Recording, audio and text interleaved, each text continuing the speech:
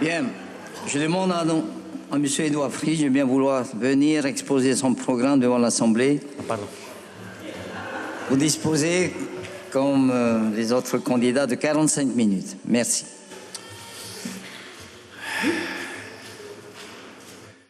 J'espère que vous ferez preuve de diligence, Monsieur le Président, parce qu'il faut que je réponde à toutes les questions posées par Monsieur Temarou.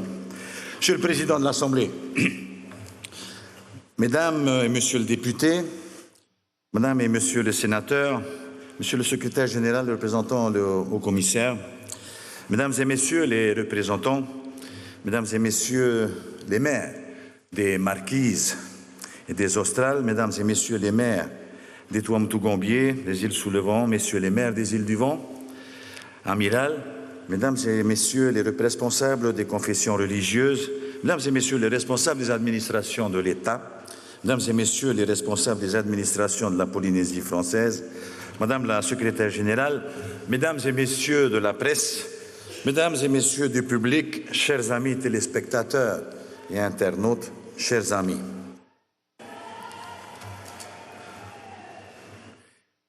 Avant de commencer mon discours, je voudrais remercier naturellement mes deux prédécesseurs, mes deux amis, Jeffrey Salmon et M. Oscar Temarou, que j'aime beaucoup, vous savez tout ce qu'il a dit. Il n'a pas dit, ça ne vient pas du cœur, ça a été écrit. Donc je lui pardonne déjà tous ces mensonges.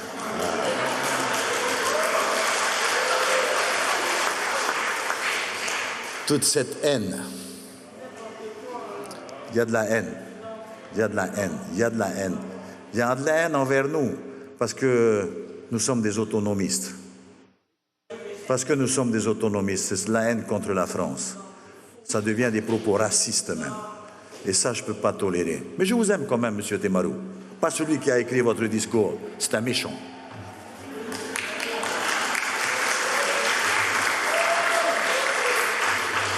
Le 6 mai dernier, 135 688 Polynésiens ont exprimé leur suffrage et ont décidé de nous élire. Nous, les 57 représentants ici présents, pour porter leurs espoirs et leurs attentes durant les 5 prochaines années. Je vous félicite, chacun et chacune d'entre vous, pour votre élection. Je voudrais commencer par féliciter chaleureusement notre président de l'Assemblée, fraîchement élu hier, M. Gaston Tongson. Monsieur le Président, vous savez que je respecte pleinement votre institution et ses prérogatives.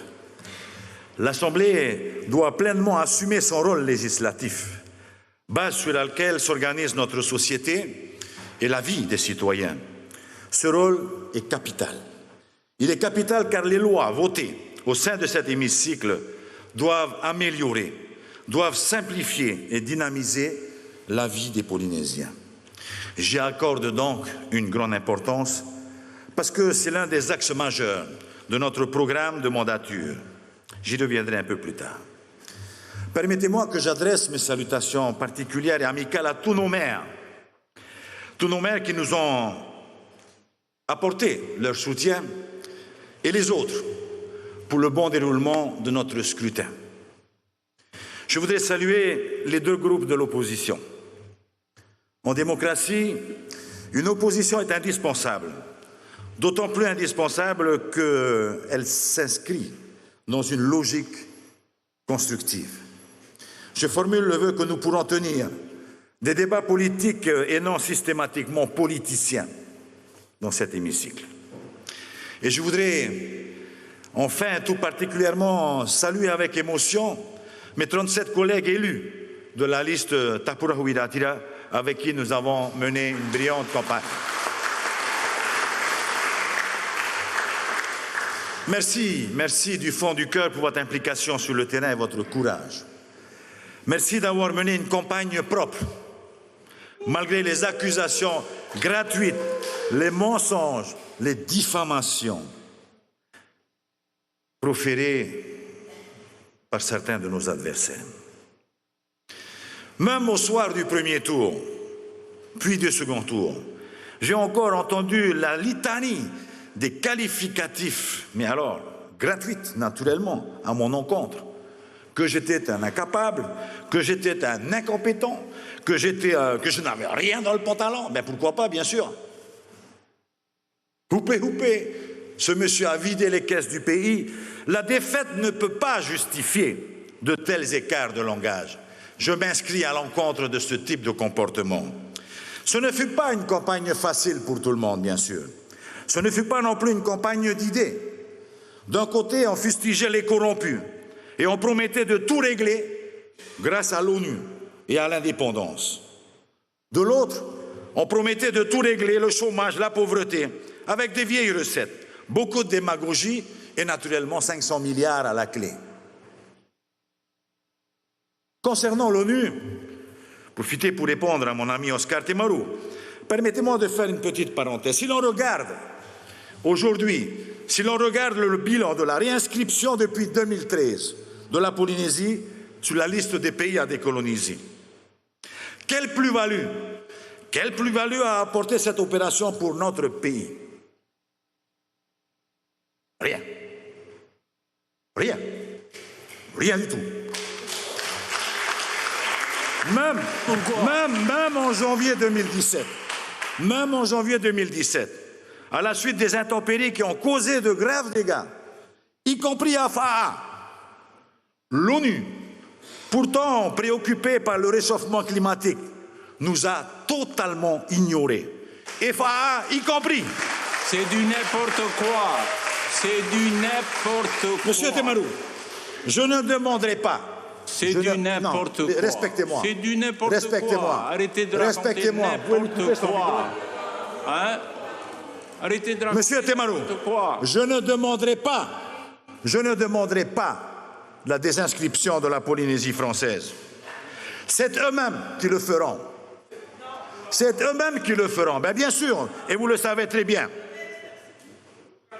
Parce qu'ils trouvent inutiles tous ces débats qui ne font pas avancer notre pays, qui ne font pas avancer les réflexions au sujet de la Polynésie française et de son statut.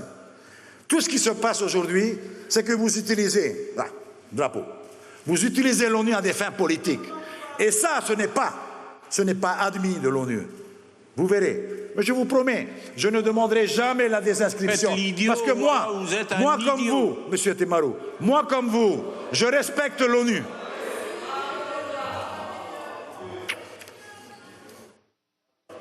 Qu'est-ce que vous voulez que je vous dise? Qu'est-ce que vous voulez que je vous dise? Nous nous battons ensemble pour un meilleur pour cette population. Vous me parlez de l'ONU, ça devient un ventilateur inutile, votre affaire. Mais c'est vrai, par contre, c'est vrai que la corruption fut un thème que l'on a beaucoup entendu durant ces derniers mois de campagne. C'est un sujet important. C'est un sujet important et il convient de respecter l'exigence de probité souhaitée par tous. La probité n'est pas liée uniquement à la corruption. Lorsque vous recevez, au lendemain du premier tour, le président du Tahoeraa Huiratira, alors que vous avez promis, j'en étais le témoin, de ne jamais le rencontrer pour composer ou pour essayer de combiner, Monsieur Temaru, ça c'est un manque de probité. C'est un manque de probité. Il faut respecter cette exigence de probité. Et je l'ai dit durant toute cette campagne. Je n'ai cessé de répéter durant cette campagne que l'exigence pour nous, que l'argent public doit être utilisé à bon escient et pour le bien de l'intérêt général. Pour le bien de l'intérêt général. Notre démocratie a évolué et les électeurs, ceux qui viennent encore voter, attendent davantage des candidats. Je n'ai pas de lettre à vous lire, parce qu'il y en aurait 150, pas une, 150. Ce serait trop long. Ils n'attendent pas que le débat politique se résume à des invectives ou que le débat politique se résume à des attaques personnelles, ce que vous faites aujourd'hui. Pour ce qui concerne le Tapura Huiratira, nous n'avons pas cédé au simplisme et à la démagogie. Nous avons toujours considéré que les Polynésiens ont du bon sens. Nous avons toujours considéré que les Polynésiens sont responsables et capables de discernement. Ils savent faire le tri. Ils savent faire le tri entre les partisans de la démagogie et ceux du réalisme, entre les partisans de la haine et ceux de la paix, entre les partisans de la stabilité et ceux de l'instabilité, entre les partisans du développement et ceux de l'assistanat. Les Polynésiens savent faire la différence. Oui, oui, bien sûr, les Polynésiens sont responsables, contrairement à ce que pensent certains, qui, pour justifier leur carence, leur propre carence politique, se sont permis de critiquer les électeurs dès le soir du premier tour, le 22 avril dernier. Ces critiques étaient d'ailleurs étonnantes, parce que ce sont ces mêmes personnes qui disent « Tereo tenuna, tereo yo teatua ». Critiquer les électeurs, n'est-ce pas critiquer la volonté de Dieu? Vous le dites vous-même. Au soir du premier tour, il y avait 17 401 voix d'écart entre le Tapura et la liste arrivée en second. Le peuple polynésien s'est à nouveau clairement prononcé ce 6 mai dernier. Au soir du second tour, il y avait 29 119 voix d'écart entre le Tapura et la même liste arrivée en second. Les électeurs ont amplifié leur adhésion à la liste Tapura avec quasiment un électeur sur deux. C'est l'expression démocratique qui a parlé. Je sais aussi que certains espèrent encore gagner les élections à la barre du tribunal. Un spécialiste des abus de biens sociaux et des panneaux solaires a commencé à attaquer en justice les candidats du Tapura Huiratira. Nous avons tout entendu sur ce soi-disant magouille, sur les électeurs rachetés à coups de côte de bœuf ou de sacs de riz, sur la corruption généralisée. Nous avons même eu droit à l'orchestration entre les deux tours, d'une plainte d'une militante Tahoera qui se sentait menacée pour son CAE. Elle était Tahoera, elle avait un CAE et elle se sentait menacée. Avons-nous besoin, franchement, avons-nous besoin de menacer une CAE militante du Tahoera alors que le Tapura affichait plus de 17 000 voix d'avance? Franchement. En tout cas, c'est la démonstration que nous n'avons pas acheté les consciences en distribuant des CAE ou des frais. D'ailleurs, comment est-ce possible? Contrairement au passé, il n'y a pas d'exclusive politique dans l'attribution des aides. Certains ne se sont pas rendus compte que les Polynésiens ont évolué et que la Polynésie de 2018 n'est plus celle du début des années 2000. Il faut changer de programme. Il faut changer de méthode, laisser les vieilles méthodes de côté. Les Polynésiens attendent que nous changions nos mœurs et nos pratiques politiques. Hier, au sein de cet hémicycle, j'ai entendu que certains d'entre nous devraient se présenter devant les juges plutôt qu'à vos suffrages. Il a été répété ce matin encore. Je rappelle d'abord à ces représentants qui veulent s'ériger en juges que la justice est déjà passée. Elle a fait son travail. J'ajoute, selon notre Constitution, souvent citée par nos députés, dont le député Broderson ou l'ex-sénateur Touriava, que cette justice s'exprime au nom du peuple. Que le 6 mai dernier, ce même peuple maori nous a légitimés. Qu'il vient de s'exprimer en nous demandant de présider aux affaires de notre pays, qu'il a renvoyé dans la minorité ceux qui ont recherché une légitimité devant l'ONU à défaut de l'obtenir dans les urnes. C'est bien le peuple maori qui doit décider de notre avenir, pas la communauté internationale, Monsieur Temaru. Bien sûr qu'elle nous reconnaît, la communauté internationale, mais ce n'est pas elle qui décidera de l'avenir de notre pays, c'est le peuple maori. C'est lui qui doit décider. Vous savez, mes chers amis, j'ai exigé de mes colistiers qu'ils mènent une campagne sans promesses exubérantes, sans clientélisme, sans insultes, sans attaque de personnes. Mes colistiers ont respecté mes consignes et je les en remercie et je les applaudis bien fort. Au soir du 6 mai, le choix du peuple polynésien en faveur de la liste Tapura est sans ambiguïté. C'est la première fois qu'une liste obtient plus de 66 500 voix à la sortie d'une élection territoriale. C'est une réelle légitimité offerte par les Polynésiens à la liste Tapura Huiraatira. Encore merci aux Polynésiens. Le soir du 6 mai, j'ai quand même reçu et j'ai retenu quelques messages et tiré quelques leçons. Les Polynésiens ont choisi la continuité, la paix et la stabilité. Les Polynésiens ont choisi l'intérêt général et le bien commun. Les Polynésiens ont choisi le bon sens et la responsabilisation. Les Polynésiens ont choisi le dialogue et le partenariat avec l'État. C'est ce qu'ont choisi les Polynésiens, le partenariat avec l'État. Les Polynésiens ont choisi un leader qui veut travailler en équipe. Enfin, les Polynésiens ont choisi l'honnêteté, la simplicité, l'humilité. Clairement, entre nous soit dit, les Polynésiens ont choisi l'autonomie.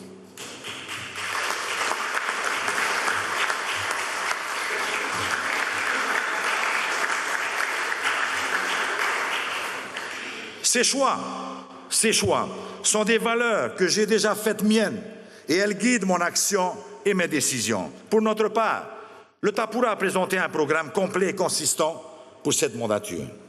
Nous avons centré notre campagne sur les solutions à apporter, aux difficultés quotidiennes des familles, aux difficultés des citoyens, en particulier ceux des archipels, face à notre administration. 3, au renforcement du développement économique. Vous savez que nous avons placé en premier axe de notre programme l'amélioration de la vie quotidienne des familles et des Polynésiens. À cet égard, nous partageons tous les mêmes constats. Le chômage, les problèmes de logement, l'échec scolaire, l'alcoolisme, la drogue, les violences familiales, la délinquance et surtout pour nos jeunes, la perte de repères. Face à ces constats, nous avons proposé des actions telles que la création d'un centre d'hébergement et de réinsertion sociale principalement destiné à nos SDF, avec derrière clairement des perspectives de réinsertion. Ce centre sera construit sur le site de Reimanutea. En totale concertation avec nos communes, nous mettrons en place le couvre-feu pour les enfants et les jeunes adolescents. Nous favoriserons la construction d'établissements d'hébergement pour les personnes âgées ou dépendantes. Nous soutiendrons les associations d'insertion sociale et professionnelle. Je dis bien toutes les associations d'insertion professionnelle, et ça, c'est important. Nous soutiendrons les programmes d'éducation à la parentalité. Un ministère sera d'ailleurs tout spécialement dédié à ce programme. Toujours pour soutenir les familles, nous mettrons en place le transport en commun gratuit pour les personnes handicapées, pour les étudiants et les demandeurs d'emploi. Nous financerons à 80% sous certaines conditions les frais de permis de conduire des jeunes. En effet, pouvoir se déplacer est un besoin fondamental que je voudrais satisfaire au mieux. Nous favorisons la pratique sportive grâce à des moyens financiers et matériels accrus. La prévention sera une priorité. Nous renforcerons les actions, notamment en faveur du sport pour la santé. Nous avons créé l'école de la seconde chance. Les premiers résultats sont déjà là. Il convient et il est impératif de consolider et de renforcer les dispositifs existants avec le soutien de l'État. Pour nos enfants scolarisés, nous déploierons un vaste plan de modernisation et d'amélioration des conditions de vie dans les classes, les cantines et les internats. Et encore une fois, avec l'appui financier de l'État. Je crois que c'est près de 3 milliards qui seront investis dans les années à venir. S'instruire est aussi un autre besoin fondamental, besoin auquel nous devons répondre avec toute la gravité de cet enjeu vital pour notre avenir. La réussite à l'école doit être un objectif commun des parents et de la collectivité. Mes chers amis, je n'ai cité ici que quelques-unes des mesures destinées aux familles. Je voulais venir rapidement au second axe. Nous engagerons donc la modernisation de notre pays. Dans ce processus, il y a 3 idées forces. L'une concerne la nécessité impérative aujourd'hui de rapprocher l'administration des citoyens. Trop de citoyens se plaignent aujourd'hui de la mauvaise qualité du service public. Au travers de mes rencontres dans les archipels et même ici à Tahiti, bien sûr, du côté de la presqu'île, j'ai entendu des griefs à propos des procédures administratives complexes, voire même pour certaines incompréhensibles, des délais d'attente trop longs pour obtenir des documents administratifs, un accueil inadapté du public. Désormais, une simplification des démarches administratives est devenue nécessaire. Elle est déjà en cours, mais devient urgente aujourd'hui. À l'image de ce qui a été amorcé par les affaires foncières, avec le programme OTIA et les contributions avec la déclaration en ligne de la TVA, la digitalisation de notre administration facilitera cette simplification. Un meilleur accueil du public doit être satisfait. Une administration moderne et efficace est devenue une exigence incontournable formulée par les citoyens. La seconde idée de cette modernisation touche à notre modernisation proprement dite et qui concerne la transition énergétique et environnementale de notre pays. Les problématiques de changement climatique et de réchauffement de la planète nous obligent aujourd'hui à intégrer encore plus d'énergie renouvelable dans nos modes de consommation, nous obligent à mieux traiter nos déchets et à mieux traiter nos eaux usées. Sur ces sujets, nous travaillerons en étroite collaboration, en partenariat avec nos communes. Enfin, la dernière idée force concerne la transition énergétique et humaine de notre pays. L'éclatement de notre pays sur une superficie immense de 5,5 km² nous oblige à trouver des solutions. Pour assurer la continuité en matière d'éducation, la continuité en matière de santé, d'approvisionnement de biens et de denrées, et surtout une continuité au niveau du service public. Nous devons donc mettre en place des solutions adaptées à notre grand éclatement pour faire face aux problématiques de desserte et de télécommunications. C'est le grand sujet de la continuité territoriale que nous devons traiter en partenariat avec l'État au regard de la loi Égalité réelle Outre-mer et de l'accord de l'Élysée. Le troisième axe de notre programme concerne notre développement et la création de la richesse économique.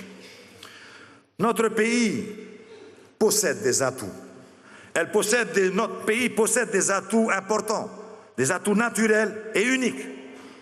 Notre culture, notre population, notre climat, notre sécurité grâce à l'État, notre biodiversité, nos lagons, notre zone économique exclusive, nos savoir-faire en pêche industrielle et en construction navale font partie de ces atouts réels et concrets que nous pouvons valoriser tous ensemble.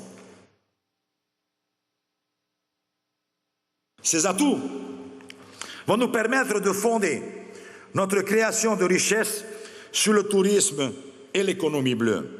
Et ce, d'une façon durable. Une façon durable afin, c'est important pour nous, afin que nos générations futures puissent encore en bénéficier. Et à cet égard, nous mettrons en œuvre les conditions pour que le projet du village tahitien du groupe Maori Iwi se réalise dans les meilleurs délais. Mais Beach, ce n'est pas moi. Moi, c'est là, village tahitien. C'est dommage que vous ne le disiez pas en campagne électorale. Vous avez tout à fait raison, Monsieur Temaru. On a défiscalisé, on a détruit juste après. Et on a laissé un terrain vide, alors qu'on a besoin de chambres d'hôtel. Vous avez tout à fait raison. Je vous soutiens là-dessus. Avec une capacité de 1500 clés, ce sont plus de 350 000 touristes qui peuvent être accueillis en Polynésie avant la fin de cette mandature. C'est notre objectif. Cette volonté de développement de notre tourisme s'accompagne déjà d'une politique d'ouverture du ciel polynésien, avec l'arrivée de nouvelles compagnies aériennes et autres projets de desserte internationale qui se sont déjà manifestés. De plus, la modernisation des aéroports de Faa et de Bora Bora est aussi devenue incontournable et vitale. Il nous faut aussi, car c'est une urgence, faire aboutir le projet d'aéroport de dégagement sur... Non, Rongiroa.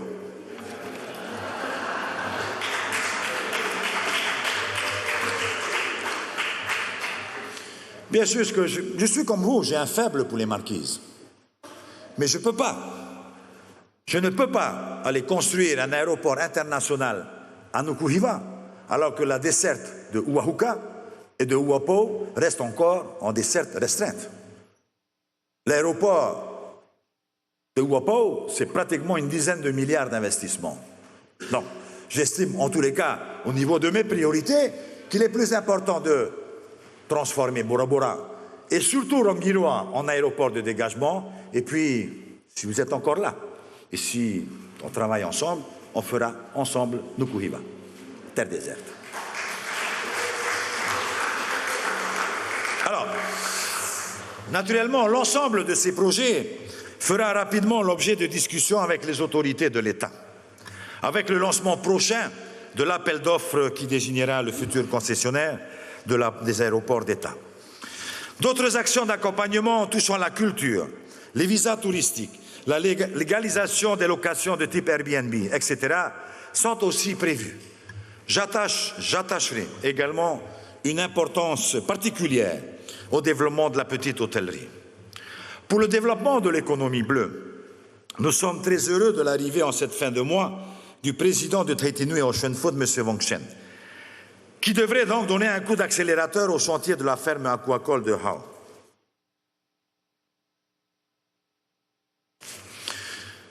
Hao, M. Temoru, c'est vous qui l'avez choisi. C'est vous qui l'avez choisi. Et puis, votre alter ego a décidé de le transférer à Makemo. Oui. Pas moi. Pas moi. Et comme le maire de Makemo, ici présent, a refusé d'adhérer au Tahoe Huiratira, on a transféré à Hao. Donc, quelque part, je suis heureux parce que vous avez tous la même vision, qu'il faut faire évoluer, soit. Mais quand même, quelque part, vous rejoignez. C'est très bien.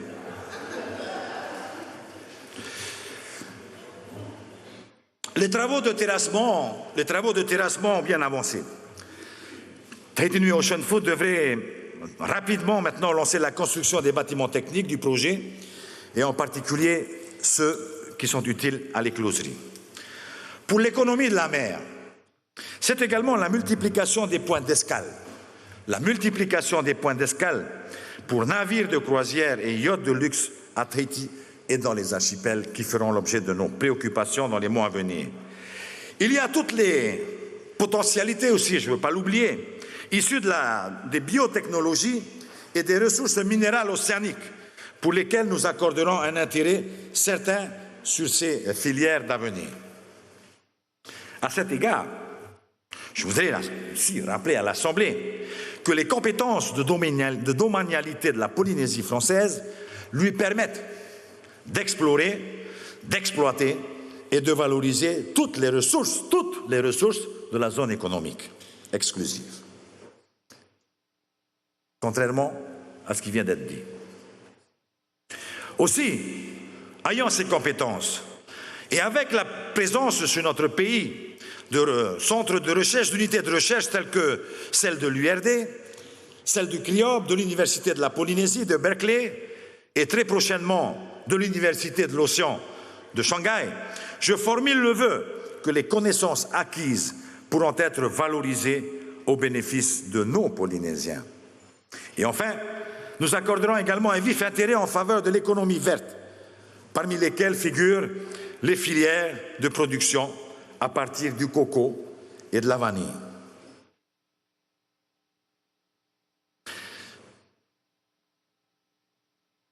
À cet égard, Le processus de soutien à la production a été déjà lancé grâce aux mesures de soutien, aux investissements matériels, au soutien de sortie de l'indivision, au soutien de désenclavement dans nos vallées et les aménagements fonciers. Par ailleurs, cette nouvelle majorité et le prochain gouvernement devront également assurer la finalisation des réformes importantes engagées par le gouvernement précédent. Ces réformes sont importantes, ces réformes sont indispensables et ce pour deux raisons. La première raison est que notre pays s'était immobilisé durant toutes les années d'instabilité. En effet, durant toutes ces années de crise politique, nous avions le sentiment que les gouvernements en place, et ce n'est pas une critique, nous avions le sentiment que les gouvernements en place étaient quasiment réduits à expédier les affaires courantes. La Polynésie s'est arrêtée de grandir durant près de 10 ans. Et au bout du compte, les pesé sur notre système économique et social. Des milliers de familles se sont retrouvées privées d'emploi, privées de ressources. Et voilà, à mon sens, l'origine d'aggravation de la pauvreté monétaire dans notre pays. Je reconnais ma peine et je reconnais ma responsabilité dans ce processus, puisque j'étais parmi ceux qui, par discipline envers leur parti, ont participé à tous les renversements de gouvernement perpétrés après 2004. Oui, je le reconnais. Je le reconnais. Je l'ai déjà reconnu, M. Temarou. Je vous ai demandé pardon, vous me l'avez refusé. Mais je vous demande pardon.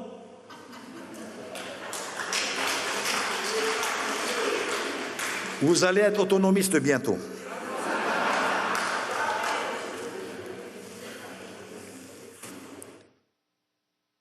À tel point que le produit intérieur brut de notre pays avait alors chuté de 10 points, soit plus de 50 milliards de ressources perdues durant cette période.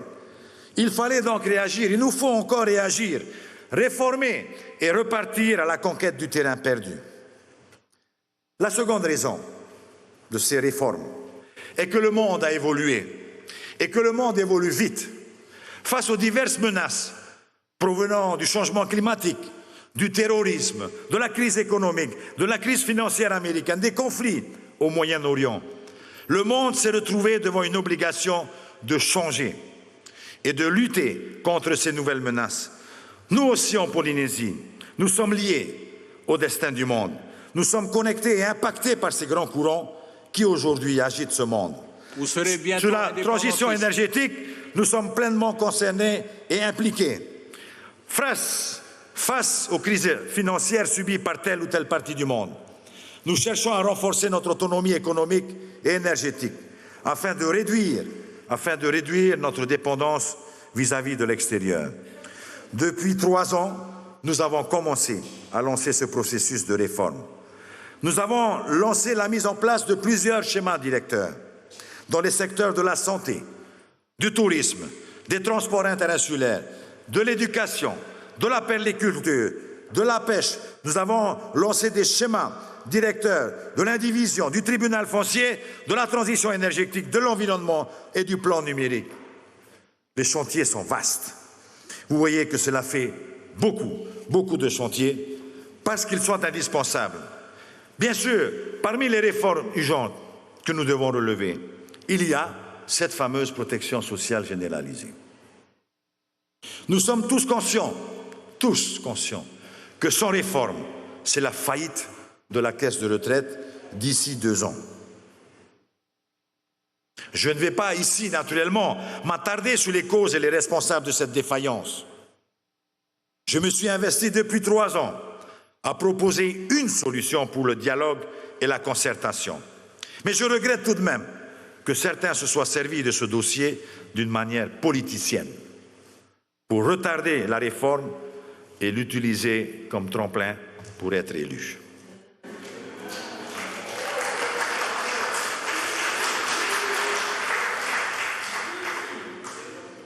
On restera dans le débat. On restera dans le débat. Je pense que c'est un choix. C'est un choix. Mais par devoir et par responsabilité, je mènerai la réforme à son terme. Des discussions reprendront rapidement ici à l'Assemblée et je souhaiterais que nous puissions aboutir à une proposition en septembre prochain. Parmi d'autres réformes indispensables, nous avons également les réformes du secteur de l'énergie, de l'environnement avec les obligations de traiter les eaux usées et les déchets. Il y va naturellement de la préservation de notre environnement, mais il y va également de l'avenir de l'activité touristique. Bien sûr que les gens, les touristes, n'iront pas se baigner dans des lagons pollués. Nous avons également le Code du travail, le schéma d'aménagement de la Polynésie française, les plans de prévention des risques, le Code des mines, etc. Beaucoup de ces chantiers sont déjà en préparation. Bien, chers amis, je vais essayer de rester dans les temps. Notre majorité sera une majorité de travail, une majorité au service de l'intérêt général, une majorité qui mettra en œuvre notre programme de campagne. Au soir du 6 mai, j'appelle à nouveau tous les élus de quelque parti qu'ils soient au rassemblement pour qu'ensemble nous puissions relever notre pays et travailler pour le bien commun et l'intérêt général.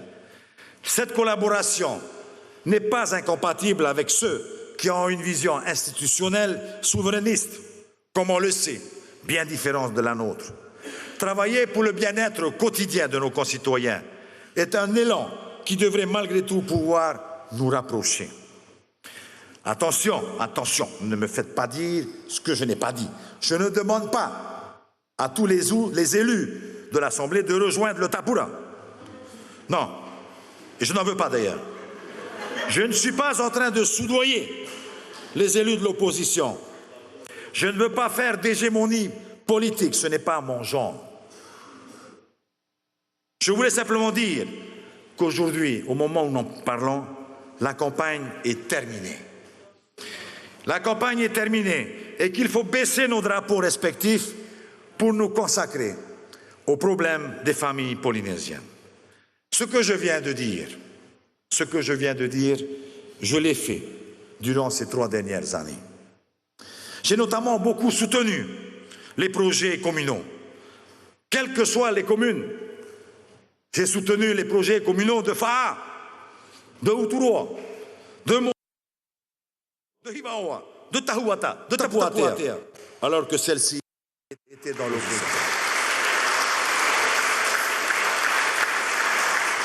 Et rassurez-vous, je continuerai à le faire pour peu, évidemment, que je sois respecté et non vilipendé par ces maires.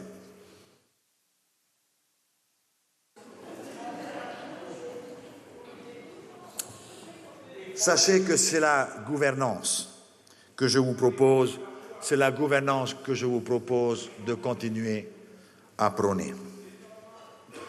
Bien sûr, pas à votre époque, ce n'était pas normal. Par ailleurs, dans mes déclarations du 6 mai, au soir, j'avais aussi dit que j'étais disposé à mettre des moyens en faveur des 2 groupes de l'opposition pour qu'ils puissent exercer leur mandat d'une manière normale. Cette proposition avait été acceptée par notre groupe. Cependant, hier, juste à la suite de l'élection du président, M. Tong Song, de l'Assemblée de Polynésie, je n'ai pu que constater les propos bienveillants, non, malveillants. Les propos malveillants, déplacés et totalement irrespectueux du Tamini à l'égard de M. Tong Song. Ça m'a fait mal au cœur. Ça m'a fait mal au cœur, M. Temaru. Bien sûr que vous n'êtes pas préoccupé par ce type de problème. Si nous sommes encore sensibles. Propos malveillants, irrespectueux. C'est une grave défiance à l'égard du président de l'Assemblée et donc du groupe majoritaire. C'est aussi, à mon sens, une grave défiance à l'égard de nos institutions démocratiques. Cette défiance oblige notre groupe à rediscuter de ma proposition.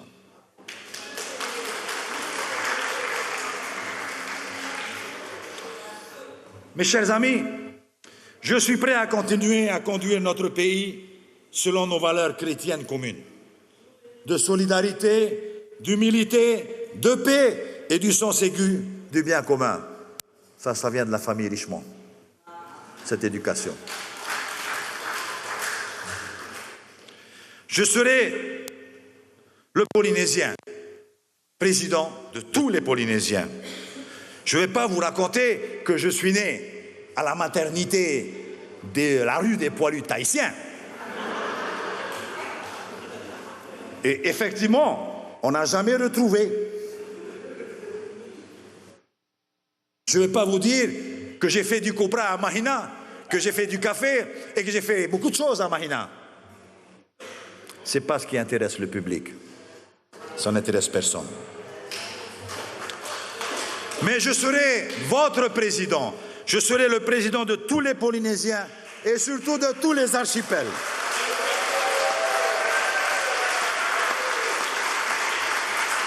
Car j'y tiens, je voudrais donner une nouvelle image de la politique et de la classe politique. Je voudrais que tous les Polynésiens se sentent bien chez eux, qu'ils aient le sentiment d'avoir une place, une vraie place chez eux, dans notre pays. Et c'est ce que je veux partager avec tous les décideurs économiques et sociaux de notre pays. Nous vivons dans un pays de paix. Nous avons de la chance. Nous vivons dans un pays de paix. Et cette paix est un bien précieux qu'il faut préserver, un bien précieux qu'il faut faire fructifier comme un capital. Alors, je voudrais que nous soyons fiers de notre identité et de notre culture. En fin de compte, j'ai envie de vous dire, je voudrais tout simplement que nous soyons fiers d'être Polynésiens et que nous aimons notre pays. Vive la France, vive la Polynésie française, vive l'Assemblée.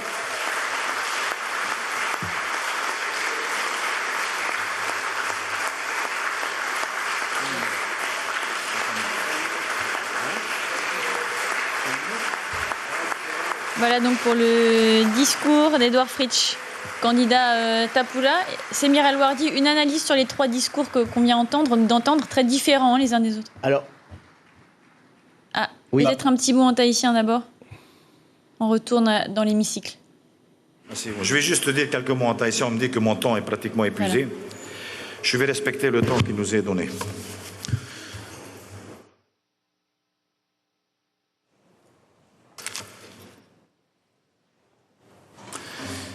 Ina ho te mai te e te popo. Ia parhei, ia to mai te mo tae te mo tuhine mai te au mai. Te hui mana o te hau nui, te ahia mai te papa e parorei. Te hui mana o te whenua, e te ia, mana api. O tau te ia mui mai. Te hui mana oire, te mo tia mana iriti ture, te mo mana wharo. Te hui ratira, te tairuru mai. Te nuna e wharo mai nei. I tā tātou tawara aproi te ipepe nā roto I te morawe o te rewa. Tō tātou preteni o tā porare o te whenua, maruru mai te I tō tātou wharere ai te ipepe. Yorana I te arwhano te atua. Whari mei oe e preteni nā rone iau e hou a horo ai te te momona o, ia hamana o hia. Ia hamana o hia tarapai tō tātou te I orei amui whahau mai. Nā rua I tō tātou I o amui, matou ti ohi pāna e o ratou, e whātai tō tātou tāpa ora whai te mō mero teito, o tāpa ora rei, te I ore amui mai te I pēpēi, ratou o te I ore o whahu mai. Tui tāpa ora rei o te whenua nei. Nā rua ue, hā maruru mai te I ratou, e hā pōpou atoa. Te hupa o tā ratou I rawe mai, I roto nā paimatahiti I me ari I tātou.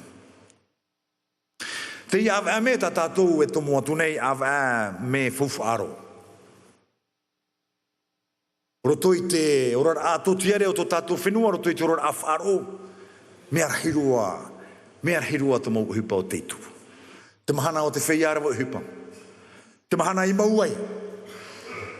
Te mahana o te hau.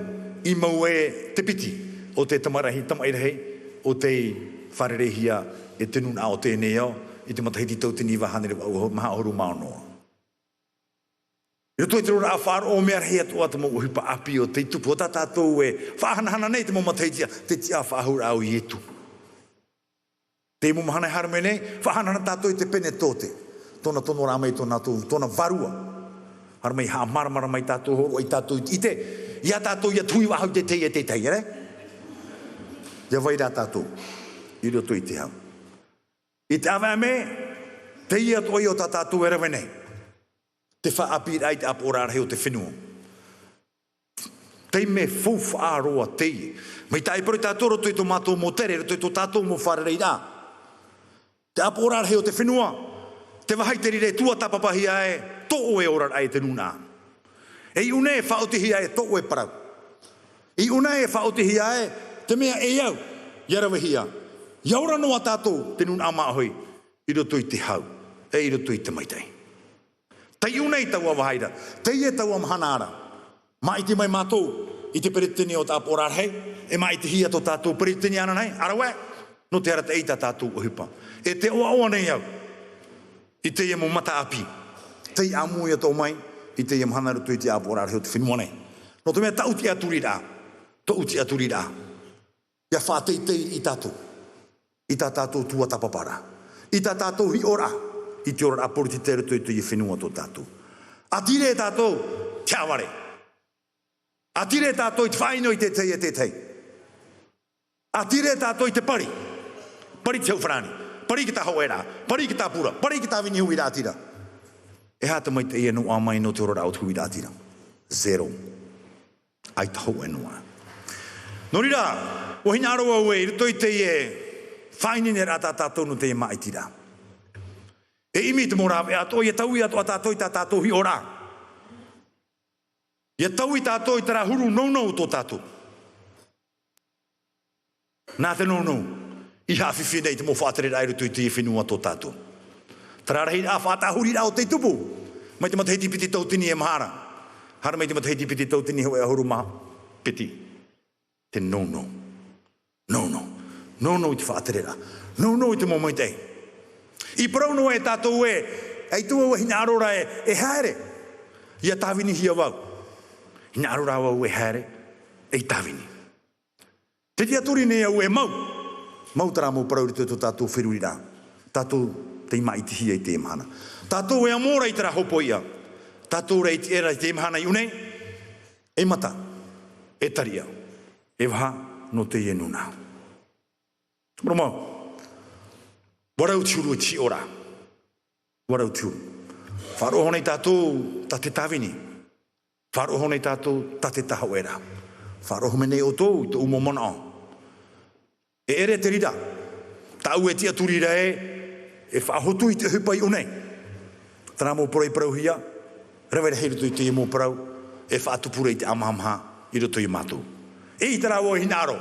E o parau e narutu i te reo whrani. E tua hina aro i riro ta tātou āpōra rai. E wahai rira tātou e amhamhai. E whātopa tātou i tō tātou rewa. Rewa porutita. Bōti te arora. O whauti te nuna. E te mea e te reo te rao te atua. Whātura ana e te rira. Aura rona ara te rira. E huti tātou te rewa o te nuna ai une. E hoa e tātou. He imi tātou i te morawe atoa. Hāpai te mo mea atoa. E whāta ere i tātou. Hāpai tō tātou whei i riro tā tātou uhupa, e i uhupa whawha, no te mea, nā te hoe, e whātipu i te pūai, tō uto i e ti aturi rā, no tātou i tā pōrā reine. Yorana, whaitoito e hoa here mā. Whaitoito i tā tātou hopo ia. E ere te mea ohi e, te ti aturi i tune rāo, e niai tō o tō, uitoito, maruru.